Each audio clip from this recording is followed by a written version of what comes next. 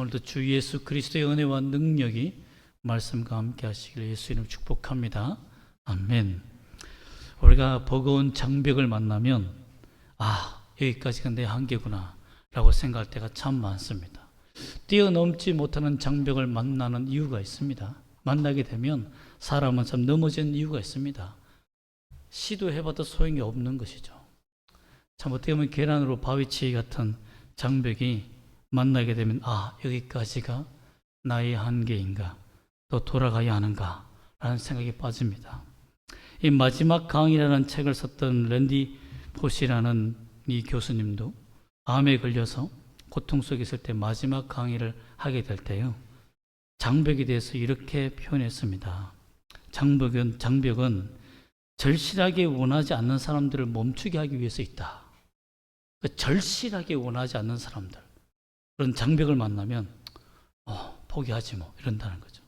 그러나 장벽을 반드시 넘어야 할 이유가 있는 사람들은 그 장벽을 반드시 뛰어넘기 위해서 몸부림친다는 것입니다. 그 장벽을 뛰어넘는다는 거예요. 그래서 우리가 장벽을 만나는 이유가 뭐냐?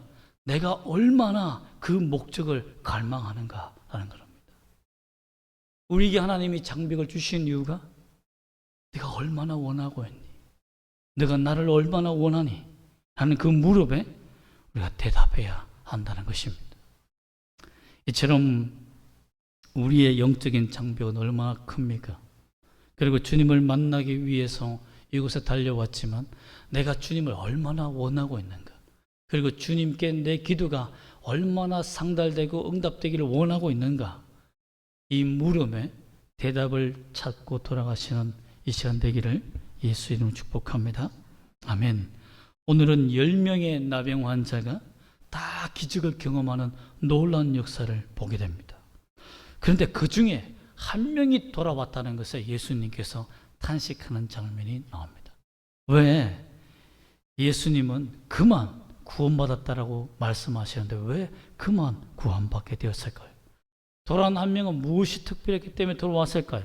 그리고 9명은 왜 돌아오지 않았을까요?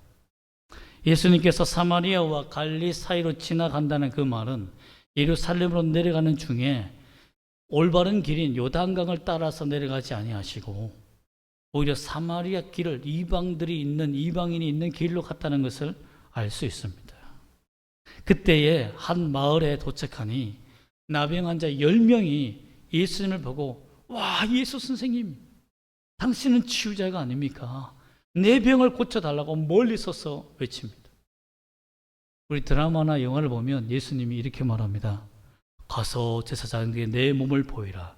그런데 나병 환자가 멀리서 소리쳤다는 것은 뭡니까? 예수님도 가서 제사장에게 보여 라고 소리쳤다는 것을 알 수 있습니다. 예수님 달려가서 얘기할 수는 없잖아요.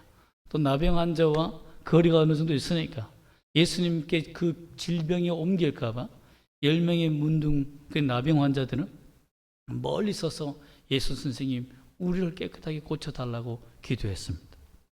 근데 놀라운 것은 뭐냐면 예수님께서 가서 제사장들에게 너희 몸을 보이려 하시면서 어떤 진찰도 하지 않았다는 것.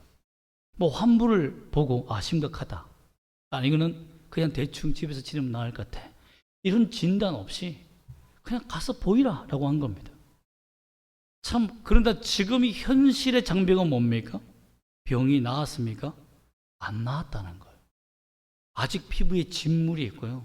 손톱이 빠진 상태로 있고 얼굴은 흘러내리고 있고 온 몸에 진짜 하얀 꽃들이 피어서 곰팡이 같은 몸빛이 피어서 정말 지저분하고 냄새나는 그런 피부의 썩음으로 말미암아 고통받고 있는 이들, 이 모습 그대로 제사장한테 간다고요?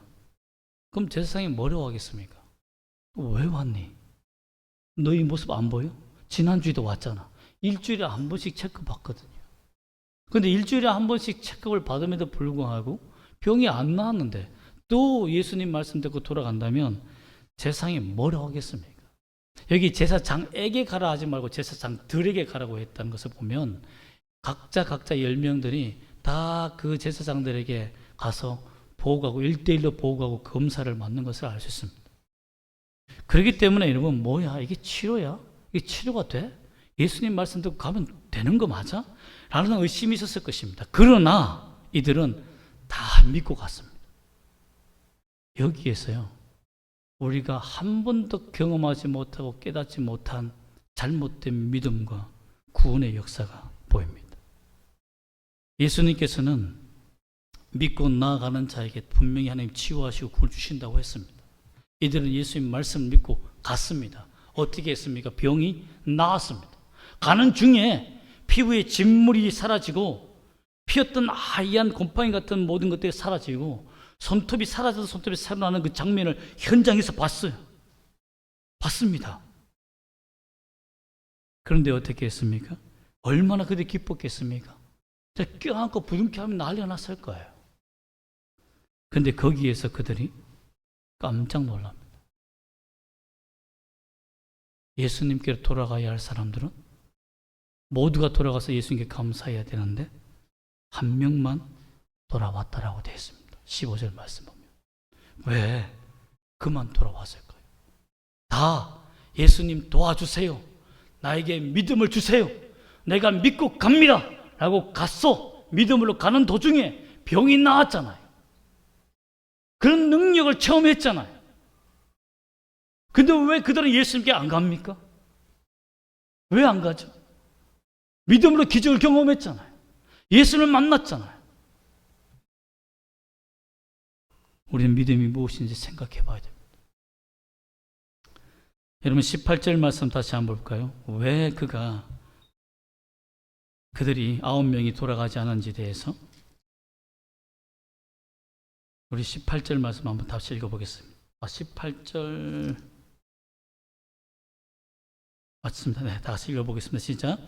이 이방인 외에는 하나님께 영광을 돌려 돌아온 자가 없느냐 하시고. 자, 그러면 한 명은 이방인이에요. 그러면 9명은 누구라는 거죠? 유대인이라는 거죠. 유대인. 즉 질병이 있을 때는 어떤 상황이었습니까? 유대인들도 나병에 걸리고 고통당하며 정말 진물이 나고 저주받은 몸으로 살 때는 사마리아인이고 이방인이고 너하고 나하고 원수지간이다, 이 개 같은 인간들하고 욕하며 지냈던 그 사이가 나병 때문에 어떻게 됐습니까? 다 한 몸이 됐어요. 하나가 되었어요. 가족이 되었습니다. 친구가 되었습니다. 그래서 막 서로 친하다가 하이파이브 하면요, 다음날 하이파이브 하려니까 너 손가락 어디 갔어? 어제 너무 세게 하이파이브 하는 바람에 하이파이브에 손가락이 하나 떨어졌어 라고 할 만큼, 그러면 히히닥거리며 웃으면서 지냈던 영적 가족인 거예요. 정말 절실한 가족입니다. 생명을 나누는 가족이에요. 이제 우리 죽으면 너가 나를 이렇게 돌무덤에다가 넣어줘 하며 서로가 이렇게 죽음을 약속하고 사는 사이였다는 거죠. 근데 웬일입니까?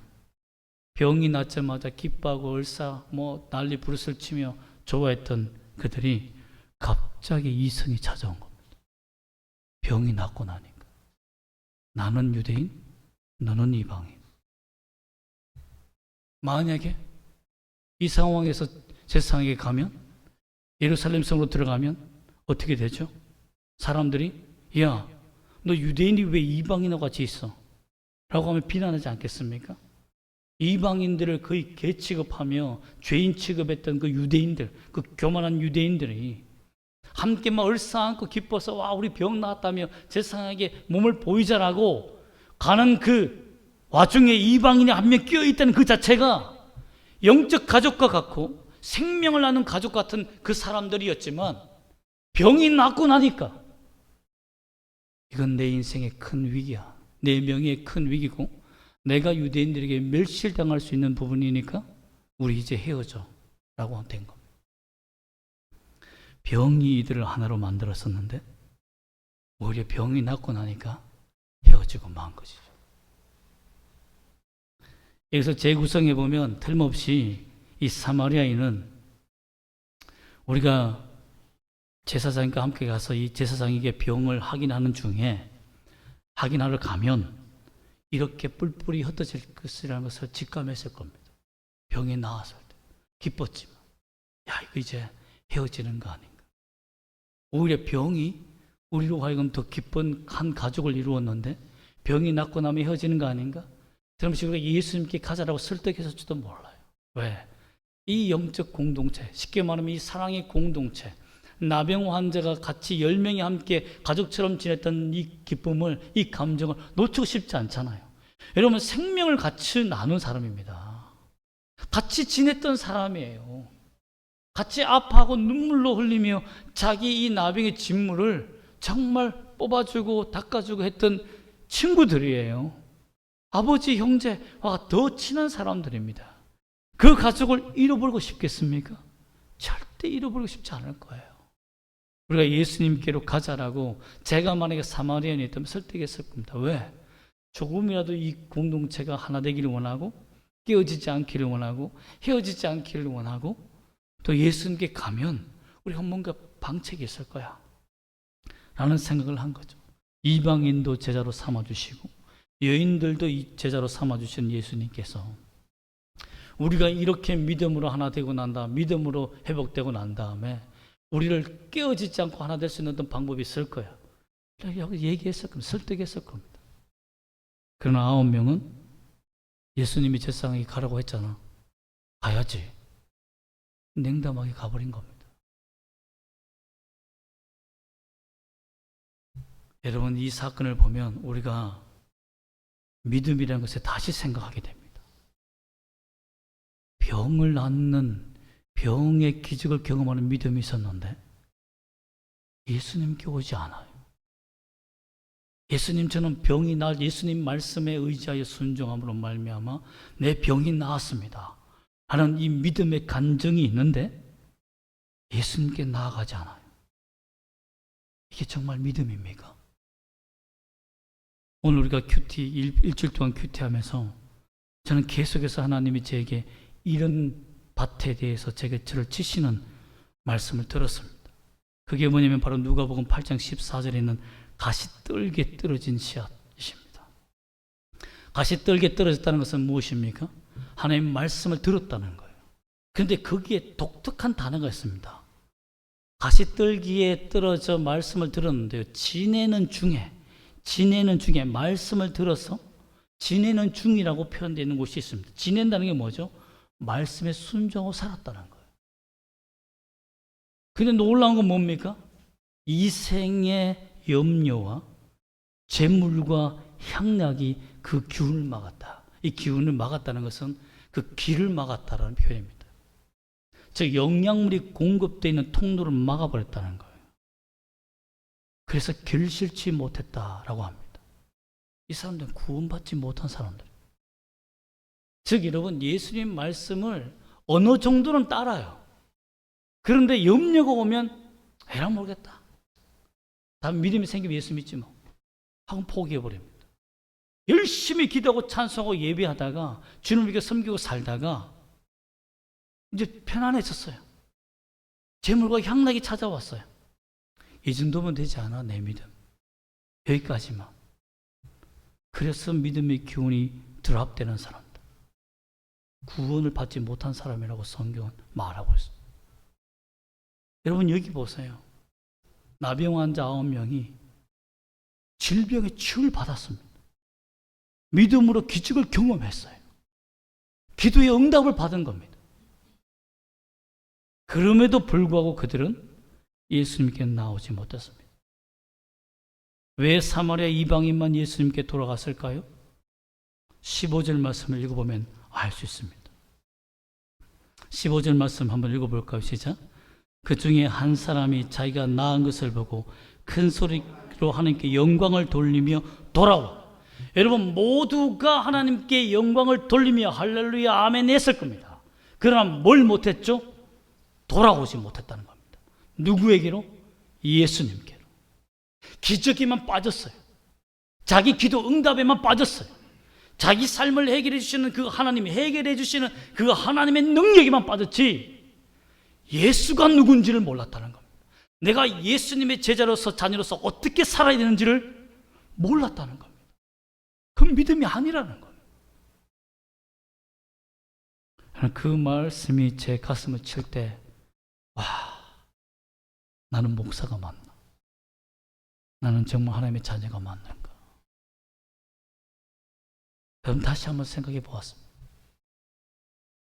물론 구원받은 사람들만 이런 마음과 이런 마음을 가질 겁니다. 돌아가야겠다. 주님께로 돌아가야 되겠다. 여러분, 중요한 건 이겁니다. 예수님께서 내 병을 고치셨다, 내 삶을 건지셨다, 이게 중요한 게 절대 아닙니다. 그럴 수도 있어요. 그러나 중요한 건 뭡니까? 예수님이 너에게는 누구냐라는 것. 너의 인생에는 누가 되시냐, 어떤 분이냐 라는 것입니다. 16절 말씀 읽어볼까요? 시작. 예수의 발 앞에 엎드려 감사하니 그는 사마리아 사람이라. 그가 예수께 돌아와서 한 게 뭡니까? 무릎을 꿇었습니까? 아닙니다. 엎드렸습니다. 이것은 인간에게 하는 행동이 아니고 신에게만 하는 행동입니다. 엎드렸다는 거예요. 여러분, 그 당시 로마 황제가 명령한 게 뭐냐면, 나 외에 절대 큐리오스, 주라고 부르지 말라. 그리고 나 외에 무릎 꿇지 말라. 무릎을 꿇어도 엎드리지 말라. 황제가 신이기 때문에 인간에게는 그렇게 하지 말라. 나에게만 그렇게 하라고 한 거예요. 그래서 황제가 지나가면 다 엎드려야 됩니다. 우리 예전에 왕이 지나가면 어떻게 합니까? 백성들이 다 고기를 대고 땅에 엎드립니다. 그런데 이 사람이 황제에게 머리를 꿇어야 그 엎드림을 누구에게 엎드렸다는 겁니까? 많은 사람이 보는 앞에서 예수께 엎드리는 겁니다. 이 말은 뭐죠? 나 죽어도 괜찮다는 거예요. 고발해. 나는 예수가 나의 왕이고 나의 신이야. 나의 구원자야. 너희가 나를 어떻게 하겠어요? 내 병을 고쳐주는 것보다 더 위대한 자, 병을 고쳐주는 것 때문에 감사한 것이 아니라 내가 그분을 만났다는 거예요. 메시아를 만났다는 겁니다. 예수를 만났다는 거예요. 여러분, 그렇기 때문에 나의 모든 것을 다 하여 엎드린 겁니다. 계산하지 않았다는 거예요. 이 9명은 어떻게 했습니까? 계산했다는 겁니다. 예수님께 가면 예수님을 이단으로 취급하는 그 시대에 내가 예수님께 가면 뭘 해야 될지 모르는 거예요. 자기 삶을 어떻게 돌이켜야 될지 모르는 겁니다. 여러분들은 예수님 발 앞에 엎드려 감사하며 주만 경배하는 여러분 되시기를 소망합니다. 우리의 믿음을 증명해야 합니다. 너무너무 중요합니다. 절대 가시떨기에서 끝나면 안 됩니다. 좋을 때는 주여, 어려울 때는 주여, 그러나 해결되면 남 몰라 하는 신앙 되면 안 됩니다. 우리는 그런 사람들 아니잖아요. 우리는 그런 인격 소유자 아니잖아요. 여러분도 그렇게 인간관계 하지 않잖아요. 내겐 막 힘들고 어려울 때는 뭐 빌려달라, 뭐 달라 다 해놓고 문제 해결되면 남 몰라를 팽개치는 사람들 아니잖아요. 그런 사람 싫어하잖아요. 좋아합니까? 싫어하잖아요. 주님도 똑같습니다. 여러분. 주님의 인격도 똑같습니다.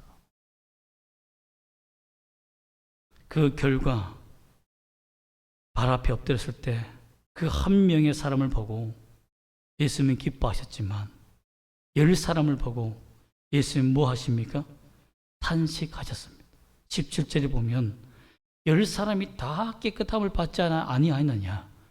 그 9은 어디 있느냐? 이 말은 뭡니까? 탄식하는 거예요. 예수님의 탄식입니다. 여러분은 예수님께서 기적과 능력을 여러분의 삶에 행하여서 탄식하는 자가 되지 않기를 원합니다. 주님께 돌아와 내 믿음을 드리며 엎드려 경배함으로 하나님께 그 구원함과 그 믿음을 인정받는 자들이 되기를 원합니다. 돌아와 주님 앞에 엎드려 경배했던 그 자에게, 그 사람에게 예수님은 이렇게 말합니다. 19절 말씀을 읽어볼까요? 시작. 그에게 이르시되 일어나 가라, 내 믿음이 너를 구원하였느니라 하시니라. 아멘. 그렇습니다. 여러분, 믿음이라는 것은 기적을 경험하는 게 아니에요. 내 기도에 응답하신 하나님을 만났다고 해서 내가 하나님을 만난 게 아닙니다. 내가 그 주님을 어떻게 대하느냐가 중요한 겁니다. 내가 그 예수님을 어떻게 대하느냐가 중요한 겁니다. 주님의 그 능력을 그냥 뽑아내는 기계로서만, 능력을 뽑는 기계로만 생각하면 안 돼요.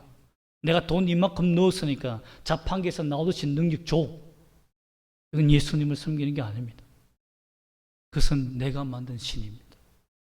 내가 만든 우상이에요. 예수님의 인격체로 만나야 됩니다. 내게 원하시는 것이 무엇인지 한번 물어보십시오.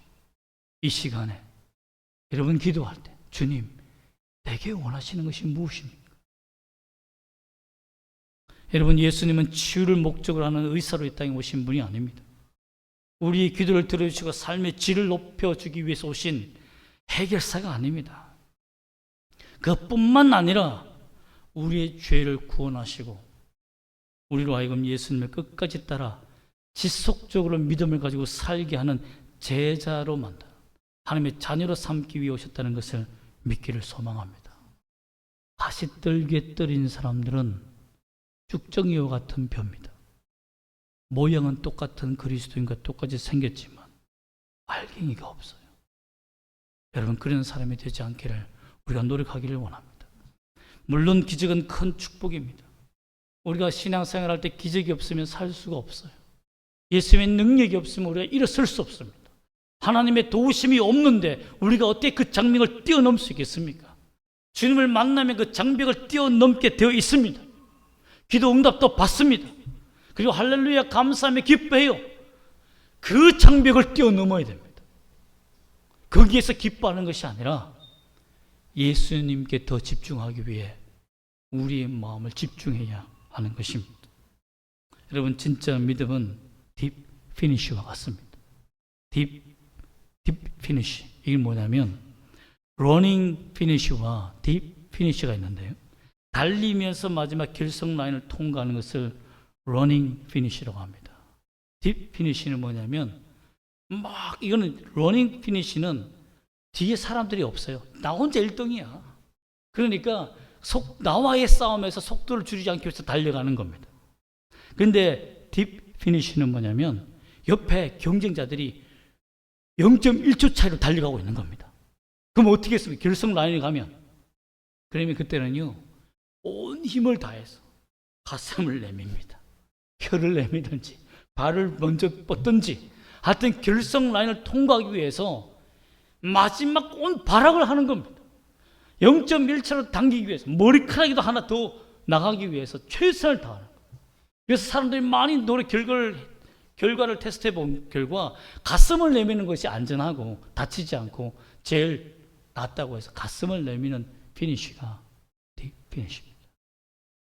이것은 뭐냐면 결승 라인을 두고 포기하지 않는 겁니다. 내 달리는 전력, 집중력을 절대 포기하지 않는 겁니다. 그래서 마지막 라인을 왔을 때 반드시 나는 피니쉬를 한다라는 그 의식을 가지고 하는 겁니다. 여러분, 우리의 신앙생활이 그래야 된다는 겁니다. 주변에 일어나는 작은 변화 때문에 요동하면 안 됩니다. 오직 남은 건 뭡니까? 내가 저 사람보다 믿음이 더 좋아. 기적이 일어나서 내가 막 3등에서 2등에서 1등 올라왔어. 그게 중요한 게 아니에요. 내 마지막 피니쉬까지 내 믿음의 진액을 짜내리라는 지키고 인내하는 믿음이 필요하다는 것입니다. 그래서 좋은 땅에 떨어진 자는 믿고 말씀을 듣고 그 지키고 행함으로 말미암아 결실을 맺는다고 되어 있습니다. 그게 중요하다. 하나님 말씀을 듣고 아멘, 누구나 할 수 있습니다. 바위 위에 떨어진 씨앗도 뭡니까? 말씀을 받되 잠시 기뻐했다고 했습니다. 이런 말씀이 있다니, 와, 놀라운 말씀이다. 박수치고 아멘으로 끝나면 바위 위에 떨어진 사람이라는 거예요. 결실하는 사람은 반드시 그 말씀을 진액을 짜내어 지킨다는 것을 믿기를 소망합니다. 우리는 내가 받은 구원을 잊어버린 것이 제일 좋습니다. 목사님, 그게 성경적입니까? 성경적입니다. 빌립보서 3장 13절에서 14절에서는 사도 바울이 예수 그리스도로 말미암아 내가 의인된 것을 잊어버린다고 됐습니다. 그래서 형제들아, 나는 아직 내가 잡은 줄로 여기지 아니하고 구원받은 사람인데 나는 아직 잡았다고 생각하지 않는다. 오직 한 일, 즉 뒤에 있는 것은 잊어버리고 내가 구원받는 것은 잊어버리고 앞에 있는 것을 잡으려고 구원의 완성을 위해 주님을 위해서나 달려가는 일에 표대를 향하여 그리스도 예수 안에서 하나님이 부르신 부르심의 상을 향하여 달려간다 됐습니다. 진액을 다 짜내어 달려간다. 내 생명을 다해. 그래서 사도행전 20장 24절에서는 내가 달려갈 길과 주 예수께 받은 사명 곧 하나님의 은혜의 복음을 증언하는 일을 마치려 하면은 나의 생명조차 조금 더 귀한 것으로 여기지 아니하노라 라고 말씀하고 있습니다. 예수를 믿는 것은 무엇입니까? 나 구원받았으니까 이제 이만큼 하면 되지 않을까? 아닙니다. 성경 그렇게 가르치지 않습니다. 성경은 너 구원받았니? 그거 잊어버려. 다시 시작해. 다시 일어나. 다시 네가 구원을 받는 사람들처럼 다시 일어나 라고 명령하고 있다는 것입니다. 어떻게 우리는 기적만을 쫓지 않고 예수를 쫓는 자가 될 수 있을까요? 12절에 있는 말씀대로 예수님을 만나야 됩니다. 예수님이 오셔야 돼요. 사마리아 땅으로 오신 예수님, 그 주님을 우리가 만나야 됩니다. 내 인생 속에 예수님이 걸어오시는 그 확률은 정말 기적 중의 기적입니다. 여러분들이 예수님을 인생 중에 만났다면 그건 기적을 경험한 겁니다. 또 만나야 합니다. 내 인생 속에 걸어오신 주님을 또 만나야 합니다. 한 번으로 족하면 안 돼요. 소리 높여 13절에 보면 소리 높여 부르짖으며 불쌍히 여겨달라고 기도해야 된다고 저는 생각됩니다. 그 말씀대로 믿고 나아갔을 때 병이 낫는 기적을 경험했습니다. 그렇게 해야 된다고 믿습니다. 한 발자국 더 뭡니까? 예수 발 앞에 돌아와 엎드려 감사하며 겸손히 주님 앞에 엎드리는 그 경배의 자세를 잃어버리면 안 된다는 것입니다. 세상에 가면 안 돼요. 세상으로 가면 안 됩니다. 이제는 주님을 내가 깨달았으면 주님을 위해서 내가 어떻게 살까에 집중해야 한다는 것입니다. 이 정도만 하면 돼. 예수님 때문에 잃어버릴 것이 너무 크다라고 계산하면 오히려 그 길이 파멸의 길입니다. 기적에 취하여 기도 응답에 취하여 주님 믿은 것에만 취하여 살기를 주님은 원치 않습니다. 2002년 16강에 올라간 선수들이 곧 16강을 하고 나니까 막 기분이 너무 좋은 거예요. 그러니까 먹지 말라는 것도 먹고 서로 축하 파티를 하고 난리가 났습니다. 희낙낙거리며 승리감에 도취되어 시간을 허비할 때 히딩크 감독이 다 부릅니다. 그 자리에서 히딩크 감독이 F자 들어간 욕을 합니다. 욕설하면 질책합니다. 실망이다. 내가 너희들을 16강에 올라가기 위해서 그 16강에 진출하기 위해서 내가 너희에게 투자한 모든 시간이 아깝다. 정말 실망이다. 너희는 이 정도밖에 안 되는 줄 몰랐다. 너희는 승리할 자격이 없다. 라고 이렇게 질책했습니다. 여러분, 선수들은 경기가 끝날 때까지 집중해야 됩니다. 몸을 관리하고 책임지고 상황을 판단하며 쉬기도 하고 리더의 말에 집중하며 감독의 말에 집중하며 하나가 되는 데 집중해야 돼요. 그래서 그들이 집중하여서 4강까지 올라간 겁니다. 여러분, 내가 예수께 집중하는 것을 잊어버리는 순간 우리는 승리의 자격을 얻을 자격이 없습니다. 여러분, 우리 예수님께 집중하며 믿음의 포지션을 지키기를 소망합니다. 끝까지 지켜냅시다, 여러분. 끝까지 지켜냅시다. 예수님이 십자가를 참으신 것을 끝까지 포기하지 않은 것처럼, 십자가에서 중도에 포기하며 너무 힘들어 하고 내려오시지 않은 것처럼, 마지막까지 날 구원하기 위해서 피를 다 흘리시고 물과 피를 다 흘릴 때까지 그 십자가를 붙들고 떨며 견디신 것처럼, 그래서 구원받은 우리라면 우리도 마지막까지 견뎌야 되지 않겠습니까? 믿음으로 견뎌 싸워 승리하는 디피니시를 준비하는, 그래서 주님께 안긴 우리가 되기를 주 예수 이름으로 축복합니다. 아멘. 기도하겠습니다.